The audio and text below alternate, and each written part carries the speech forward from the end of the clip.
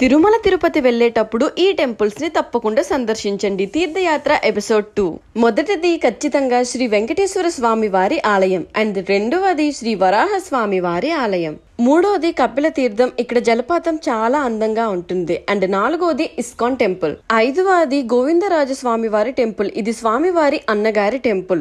ఆరవది పద్మావతి అమ్మవారి టెంపుల్, స్వామివారికి కోరిన కోరికలు అమ్మవారి దగ్గర చెప్పుకుంటే త్వరగా తీరుతాయని నమ్మకం. ఏడవది శ్రీనివాస మంగాపురం కళ్యాణ వెంకటేశ్వర స్వామి ఆలయం, ఈ టెంపుల్ ని సందర్శించుకుంటే పెళ్లి కాని వాళ్ళకి తప్పకుండా పెళ్లవుతుందని నమ్మకం.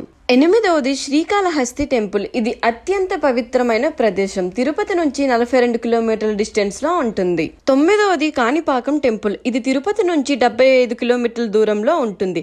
అండ్ కాణిపాకం వరకు వెళ్తే అర్ధగిరి వీరాంజనేయ స్వామి వారి టెంపుల్ ని దర్శించుకోవడం అస్సలు మర్చిపోకండి.